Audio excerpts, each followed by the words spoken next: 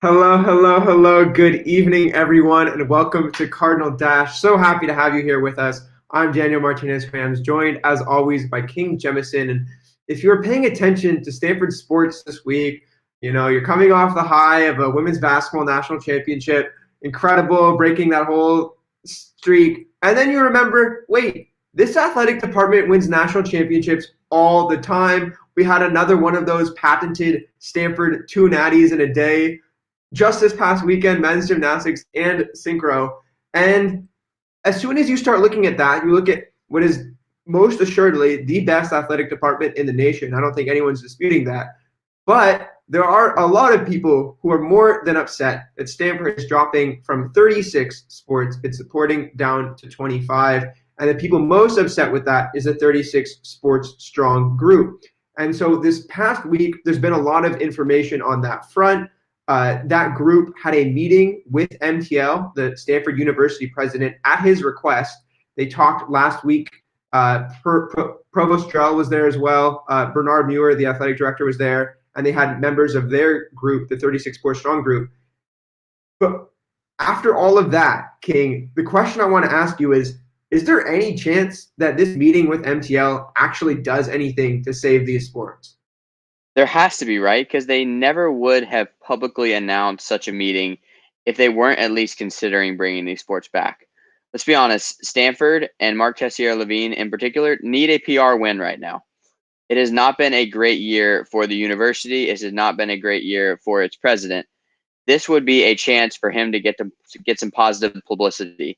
To be honest, as both of us have questioned this decision throughout, have strongly criticized this decision throughout, I'm not going to give him too much praise for reversing it if that's what he ultimately ends up doing. But nevertheless, it would at least be some good press in his name.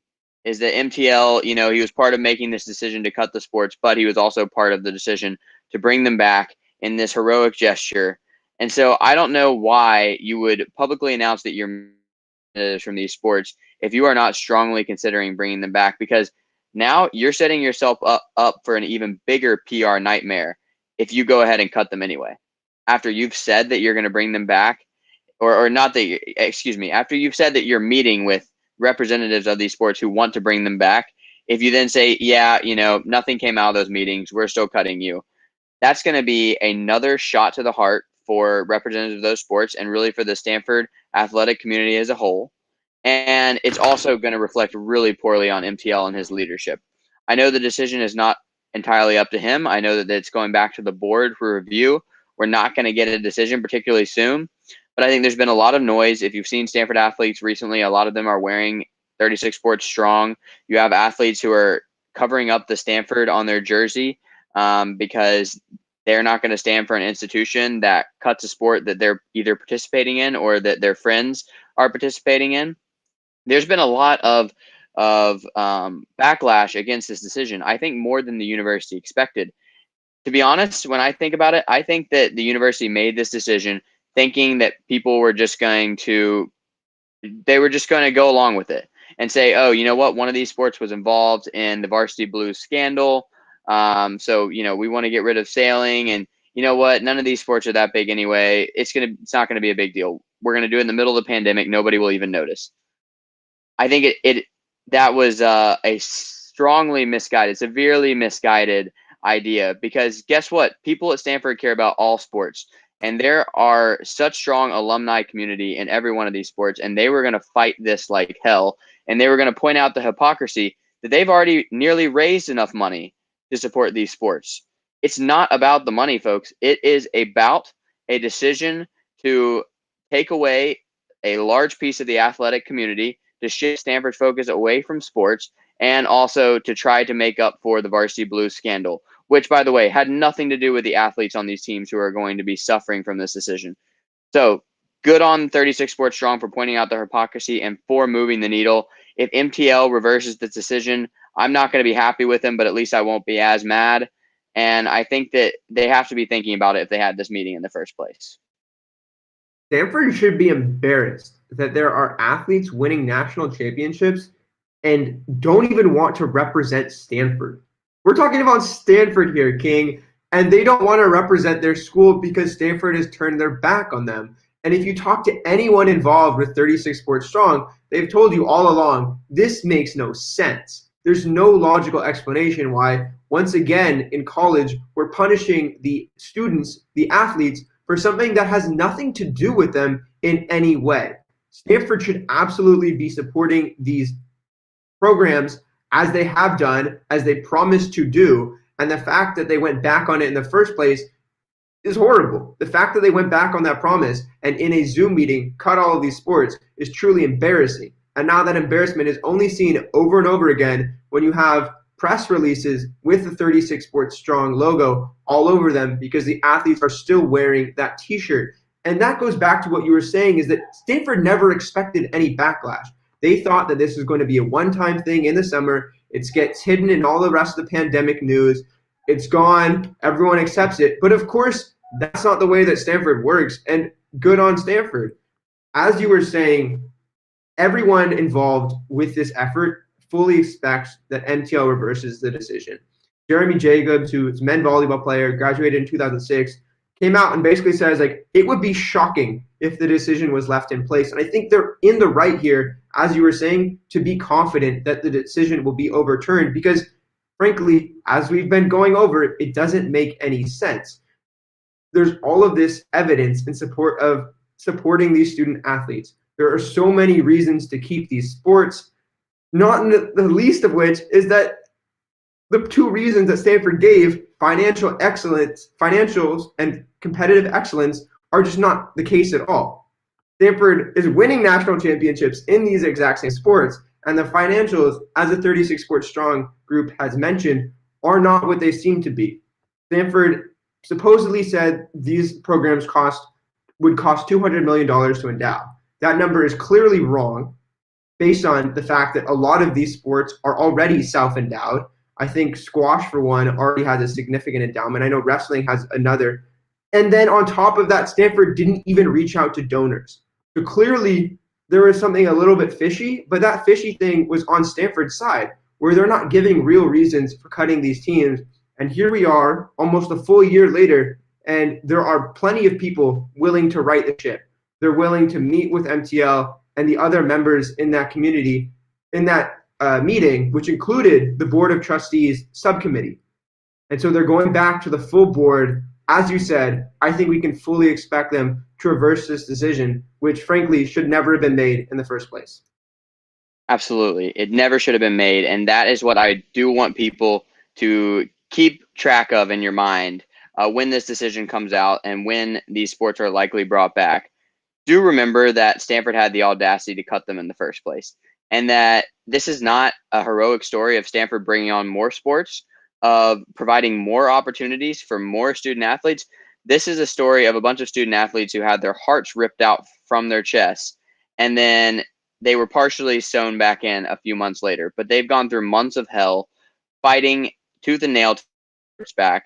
That's the kind of responsibility they never should have had to take on in their time on the farm. That was not part of the expectation. And of course, I think the fact they're getting a lawsuit as well from some of the parents of these sports is significant. I think, Stanford never wants to be on the wrong end of a lawsuit or a situation where they're going to lose money. But again, that's another example of the fact that people did not go quietly into the night. The representatives of these sports did not go quietly into the night. They fought this up with a positive outcome for them. And congratulations to Stanford Synchronized Swimming on a fantastic victory that could not have come at a better time. Right after MTL has this meeting with 36 Sports Strong, and right as the board is deliberating about whether to reverse this decision, one of these sports that you claimed was not competitive enough for your liking went out and won a daggum national championship. And we've seen success from a number of these sports throughout the season. It's so hard to know that this game any competition may or may not be your last, and may or may not be the last for your sport ever at Stanford.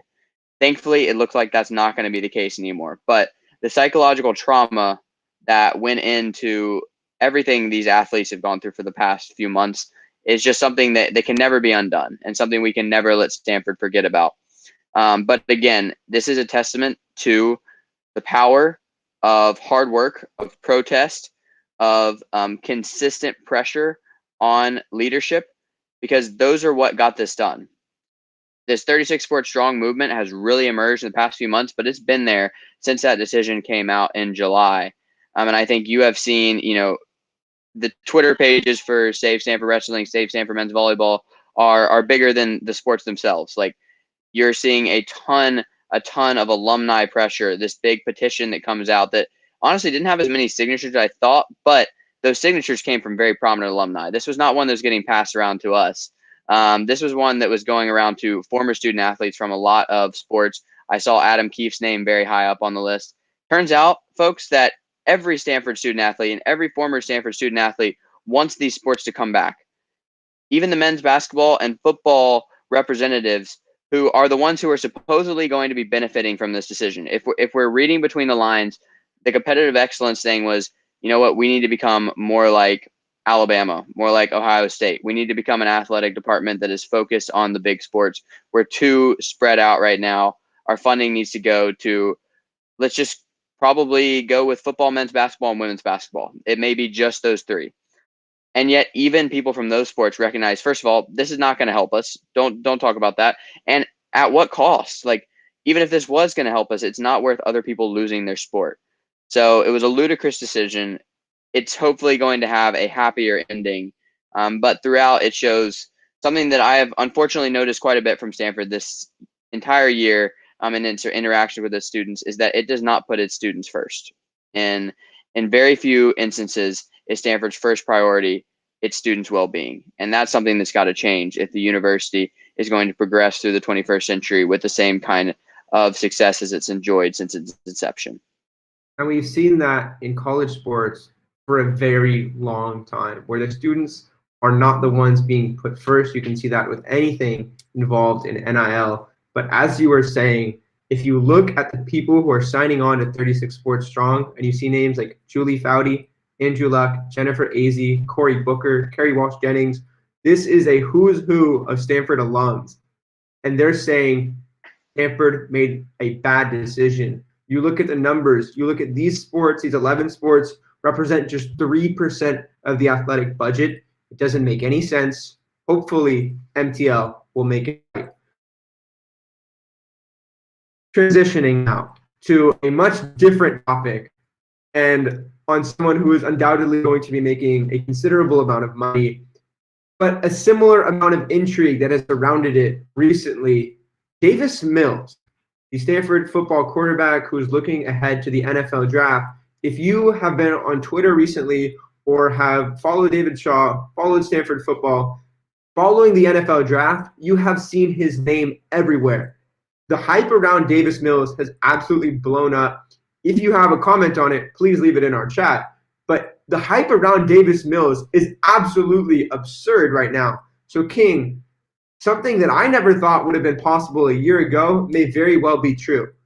Davis Mills may be the first Stanford player taken in this draft. When you're looking at all of this crazy hype, what are you thinking?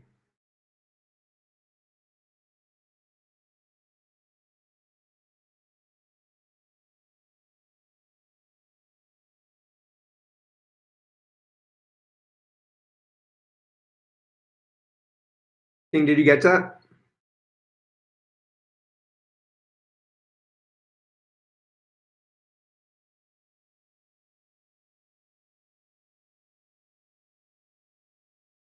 King, did you catch that? I did not catch that. I believe I dropped off the stream entirely. So hit me with that practice interview question. I mean, this man has interviewed some of the greats in Stanford athletics, so I'm just honored to receive a question from him. That is far too kind. King, I just want to ask, when you're looking at Davis Mills right now and you see his name popping up in all of these NFL draft circles, what is your first thought? That it's so well deserved, that they're finally catching on to what we've known for some time and what we have particularly known after the 2020 football season. Yes, Stanford didn't get in many games. Yes, Davis Mills got in one fewer than his team as a whole, but he really balled out in the games he appeared in this season. I mean, in those 5 games, he was Stanford's clear MVP, Stanford's clear most important player, along with Simi Fehoko, who I think should also be getting more draft love. But Davis Mills is everything you want in an NFL quarterback. Yes, he's not the most mobile, but he's got everything else. He's got the arm strength. He's got tremendous accuracy. He's got great presence. He finds a way to evade pressure, even though he's not what you'd call a dual threat quarterback. He finds a way to step up in the pocket, even when he's got pressure bearing down on him, and make that contested throw. He, over and over again, made clutch plays on third down and in the red zone for the Cardinal, basically single-handedly the reason why, along with the emergence of the run game, got to give a shout out to Tunnel Workers Union, but he was a huge reason why Stanford was much more effective in the red zone this year than they have been in the past couple seasons, because they had a quarterback who would make the right decision time and time again, and who could put the ball in the right place time and time again. And I think that he benefited from having the best wide receiver in the Pac-12 as well. But we believe that Davis Mills may well have been the best quarterback in the Pac-12 this season. And I think that he's maybe projects to be even better at the next level. If you're throwing out those Tom Brady comparisons, I don't think I've necessarily seen them, but it's maybe there when you talk about a player who didn't play much in college, didn't get a lot of hype, but has all the physical tools. He's not going to be Tom Brady, but I think he can be a really good NFL starter. I think he can be a Pro Bowl level starter if everything breaks right. The one thing you're banking on is those 2 surgically repaired ACLs. And that's a big question mark. And that's probably why he's going to fall farther than he should. But I'm glad that the NFL draft folks have finally started turning on the tape and seeing Davis Mills is up there with the best quarterbacks in this draft. And that Tom Brady comparison is really apt. One thing that I saw, which really struck out to me, is Peter Schrager from NFL Network had Mills going at 32 to the Bucks. And he was saying, you get this rookie in there, you get a 5-year contract, and you just get to develop it. Because I don't think, like a lot of the top 5 quarterbacks in the draft, that Davis Mills is ready to start day one in the NFL. I think he's going to be very, very good, but I don't think day one he's ready because, as we've talked about, he had 11 starts at Stanford. He had just 5 this year, and the rest came last year when he beat KJ Costello for the job. Make sure that's clear. As a junior, he beat out the incumbent starter throughout the season. Of course, there were some injury things there as well, but this is a Davis Mills who then went out at his pro day and ran a 4.58. There aren't that many questions left about him, except if you want to say maybe his decision making and just the fact that there's not that much film. But this is a guy you can absolutely develop for a few years and see, as you were talking about, develop into a Pro Bowl level quarterback because he just has that talent. He has the arm strength, he has the mental side, he has a little bit of mobility in the pocket, and for that much, he's being viewed as potentially the number 6 quarterback in this entire class, which is crazy because going into the season, we had seen virtually nothing of Davis Mills. If he had had a full 12 games, I think he absolutely would be more known around NFL circles, but also around the public, just because we've seen the talent. We know what he can do. We know what kind of leader he is. His final stats on the year, I think he had 7 touchdowns, 3 interceptions. 3 of those interceptions came in the same game, which is the last game of the year. And then he came back and led 2 late touchdown drives and just a crazy game in overtime. He absolutely showed that he could bounce back. Of course, NFL scouts would much rather see, hey, he never threw those interceptions. That's a better story, of course. But the fact that he was able to come back from that, rally his team on the sidelines, and I think that's what you're getting in Davis Mills. It's not a rah-rah type cheerleader quarterback who's going to pump everyone up, but it's someone who's calm, steady, and in this past season in the pandemic, that's exactly what Stanford needed. And I think a lot of NFL teams definitely want that for their side. The reverse of all of this, of course, is that Davis Mills may be the first Stanford player taken. And we both think at various times, Paulson Adebo and Walker Little are surefire first rounders based on what they showed in college, based on what they could be. Both of these people probably deserve to be taken in the first round. But because they opted out of this last season, it doesn't look like there's the same hype around them, which is worrying for whatever reason. But I think both of them could show and will show in the NFL that they were worthy of getting drafted a lot higher, and whoever does pick them is going to be getting a steal. There's a lot of Stanford players in this draft that I think could be a steal. I think you just talked about two guys who, I mean, at one point Walker Little was thought of as a top 10 pick. And like he's still the same player. Yes, he had injuries and barely played 2 years ago and then opted out of this season. So yeah, he hasn't played a lot of football. Maybe that's a good thing down the road. Maybe his clock has a lot more hours left on it because we know that the grueling load that offensive linemen have to handle is not something that is sustainable for a long period of time. So maybe the fact that he has really only played in 2 games or really only played in 1 game in the last season is actually a pro for Walker Little, so long as he's stayed in shape and is ready to go out there and ball out in the NFL, because we know that rookie offensive linemen are often going to be asked to play in their rookie season. Paulson Adebo has some of the best ball skills you're ever going to see at a defensive back position. He's got all the athleticism and the length. He's a guy you could match up against some of the tall wide receivers you have in the league today, and he can shut them down. And he's a physical tackler as well. I don't see why this guy has fallen the way he has. I don't see why he's not bounced back in kind of the pre-draft combine and pro day buildup, because I think that that's a perfect environment to show what he can do. And then Simi Fehoko needs to get more love. We know it. We saw what he could do. He's uncoverable one-on-one. I mean, you throw a jump ball to him, he's going to catch it, but he probably doesn't need to because he's probably run by the defensive back already.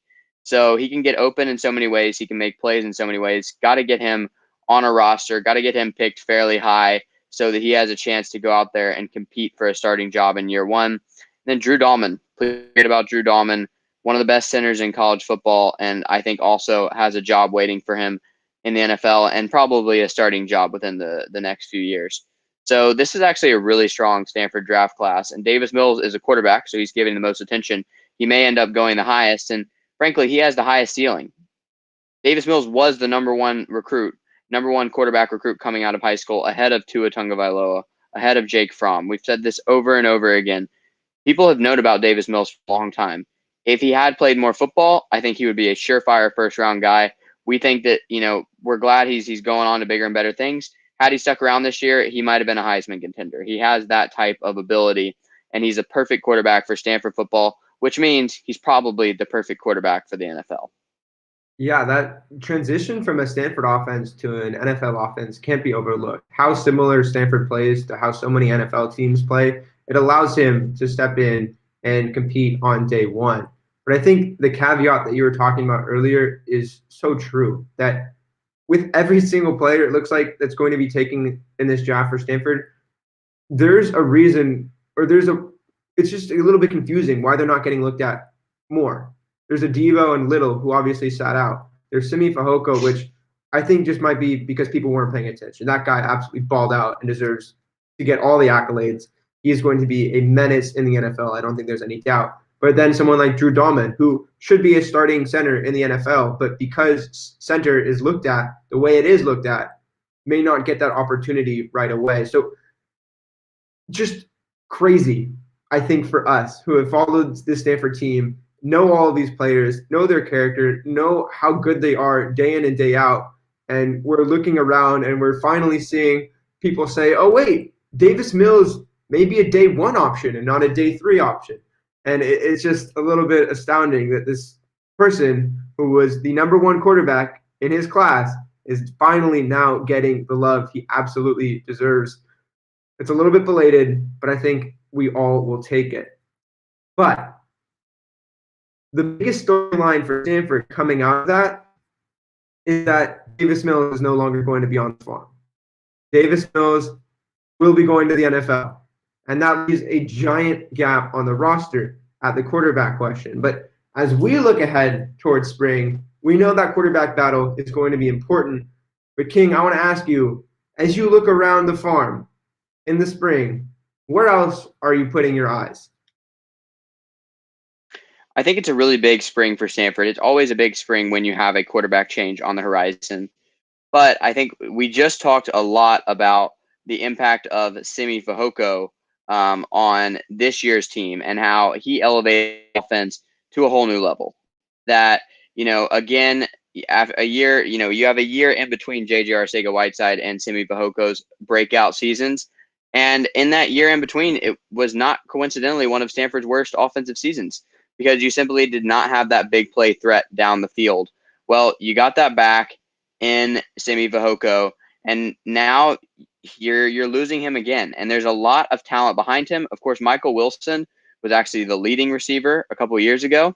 I think we know that he has that ability to be the guy, but he's going to need help because I would say Michael Wilson, as we've also said over and over again, is more of a possession guy. He's more of a get open, get you 10 yards. He's not necessarily the Simi Fehoko break off 40-yard touchdowns game after game.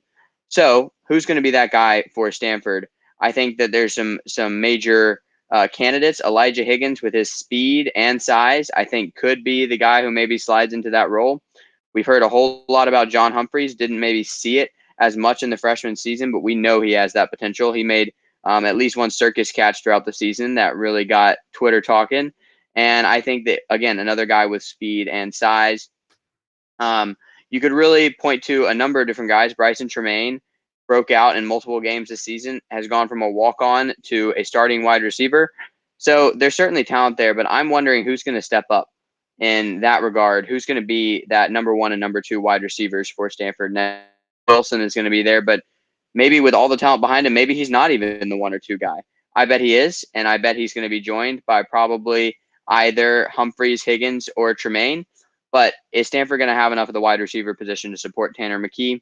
Another area is in the actual spring game and in the parts of spring practice we're able to watch and hear about who's going to be that Ricky Miezon from the spring game a couple years ago who made some ridiculous hits and got everybody excited. And now he's barely gotten to play because of injuries. He's going to be back. He's going to be awesome.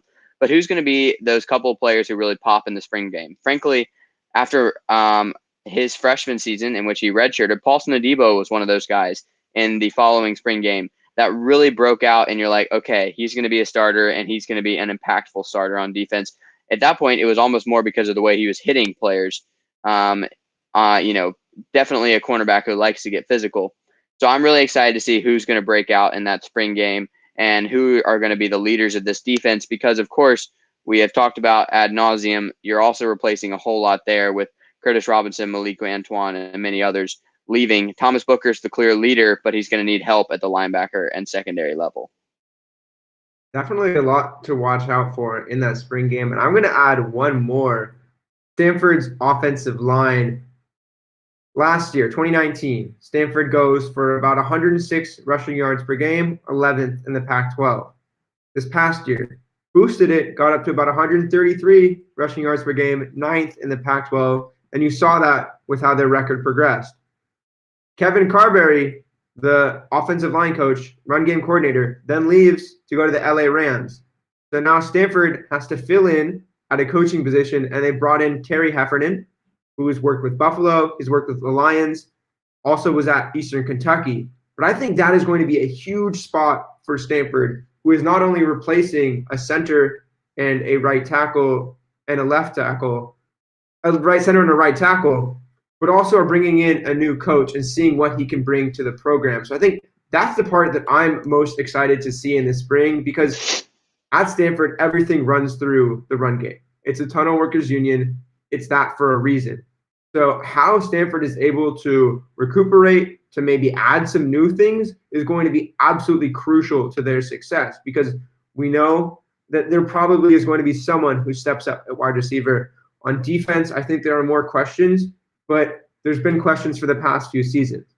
I think having a solid offensive line, especially when you have a first-year starting quarterback, is going to be absolutely critical for Stanford. So as we look around the farm, we look ahead to that May 22nd spring game, which I know we're both very excited about. I think that'll be one of the first times that we really get to see them in person in a long time. It's been a long time since the fall.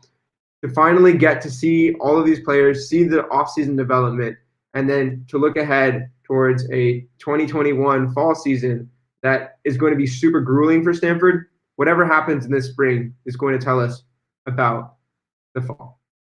And with that, we conclude this episode of Cardinal Dash. Thank you so much for joining us. Thank you, as always, to King for being the absolute best co-host in the world. Please go out and follow us at Dash Sports TV, Facebook, Twitter, Instagram, and TikTok, and subscribe to us on YouTube. We'll see you here next time.